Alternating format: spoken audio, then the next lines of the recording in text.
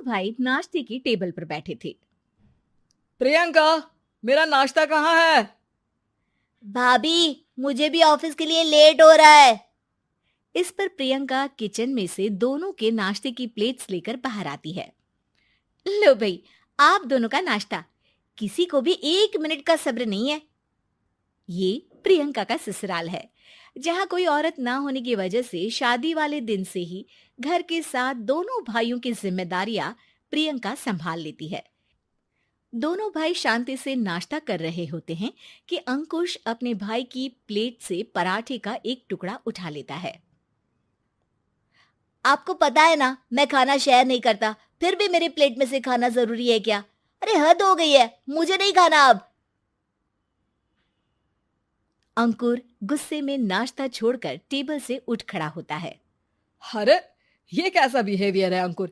एक टुकड़ा ही तो है। एक हो या आधा, मुझे भूख लगी है तो ये सिर्फ मेरा ही है। उसे भी किसी के साथ शेयर करने बैठा तो भूखा नहीं रह जाऊंगा। अरे बाबा, ठीक है, अब इस पर भी लड़ाई। दूसरा बना देती हूँ, पर प्लीज ऐसे खाना बीच में छोड़कर मत जाओ। इससे अन्न का अपमान होता है। ओ प्लीज भाभी, ऐसी कोई चीज होती ही नहीं है। आपके पास पैसे हैं, खरीदो और खाओ। अगर नहीं खाया जाए तो फेंक दो। अरे दुनिया में सब यही करते हैं। अंकुर बैग उठाकर ऑफिस के लिए चला जाता है, जिसके पीछे उसका बड़ा भाई मायूस सा घर में खड़ा रह जाता है। जिसने बचपन से सोने की चम्मच में खाया हो, उसे दुनिया के बारे में क्या पता होगा। वैसे गलती तो हमारी ही है। अगर कभी बचपन में ही सही गलत का फर्क सिखाया होता तो आज ये हाल नहीं होते। आप फिक्र क्यों करते हैं जी? भगवान है, वो जो भी करता है सबकी भलाई के लिए ही करता है। और जब वो चाहेंगे तो अपनी तरह से अंकुर भैया को भी सब कुछ सिखा देंगे। पत्नी की बात पर विश्वास कर अंकुश भी ऑफिस चला जाता है। सुबह से दोपहर होती है और अंकुर लंच करने ऑफिस के पास वाले रेस्टोरेंट में पहुंचता है, जहां वो एक साथ बहुत सारा खाना ऑर्डर कर देता है। सर, क्या कोई आपको ज्वाइन करने वाला है? नहीं तो क्यों? अब कुछ नहीं सर, ऐसे ही। वेटर चला जाता है और कुछ देर में अंकुर का ऑर्डर लेकर वापस आता है, जिस पर अंकुर सब डिशेस में से थोड़ा थोड़ा खाकर बाकी ऐसे ही छोड़कर बिल देकर चला जाता है। वाह भगवान, तेरी माया। कहीं कोई एक एक टुकड़े के लिए तरसता रहता है और ये 5 लोगों का खाना ऑर्डर करके एक का भी पूरा नहीं खाते। पैसे वालों की माया। वेटर टेबल साफ कर बचा हुआ सारा खाना लेकर रेस्टोरेंट के पीछे घूम रहे बच्चों के पास पहुंच जाता है, जिसे देख बच्चों के चेहरे खिल उठते हैं।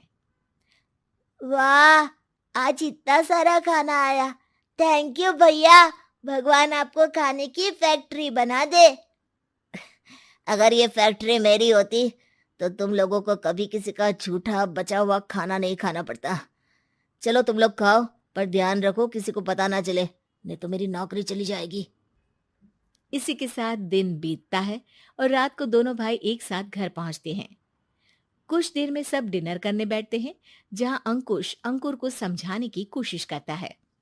अंकुर, अगर हमें लाइफ में सब कुछ मिला है, इसका ये मतलब नहीं कि तुम उसका गलत फायदा उठाओ, बल्कि तुम्हें उसकी मदद से दूसरों को भी मदद करनी चाहिए।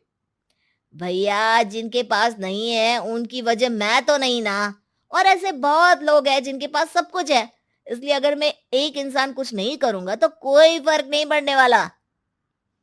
तुम्हारे भैया बस एक चीज समझाना चाहते हैं कि जिस चीज की हमारे पास कमी नहीं है, उसे बर्बाद करने से अच्छा है कि लोगों के साथ शेयर करें। इससे हम सिर्फ सामान नहीं, खुशियां भी बांटते हैं, और इसमें तुम्हारा ज्यादा कुछ तो जाएगा नहीं।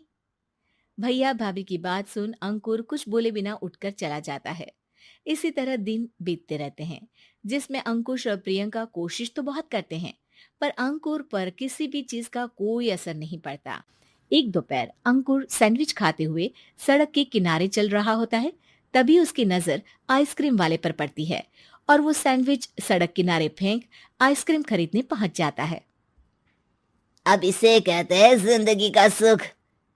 जैसे ही अंकुर आइसक्रीम लेकर पीछे मुड़ता है तो एक आदमी को सड़क से वही सैंडविच उठाते हुए देखता है। वो आदमी बहुत कमजोर, गरीब, जैसे बहुत दिनों से खाना ना खाया हो वैसा लग रहा था। अंकुर उसके पास जाकर खड़ा हो जाता है। उसे देखकर आदमी सैंडविच अंकुर की तरफ कर देता है। आपको भी खाना है क्या? क्या हम इसे आधा आधा कर ले? मुझे बहुत भूख लगी है। वो मेरा ही झूठा सैंडविच है। तुम दूसरा खरीद कर क्यों नहीं खा लेते? इसे क्यों खा रहे हो? अरे भैया, अगर खरीदने के पैसे होते तो 4 दिन से भूखा नहीं घूम रहा होता। हैं? क्या? तुमने 4 दिन से कुछ नहीं खाया, फिर भी इस आधे सैंडविच को मेरे साथ बांटने के लिए तैयार हो गए? क्यों? अरे भैया, पैसा नहीं है तो क्या हुआ, इंसानियत आज भी उतनी महंगी नहीं हुई, और ना ही उस पर अमीर गरीब का टैग लगा है जो हम उसे रख ना सके।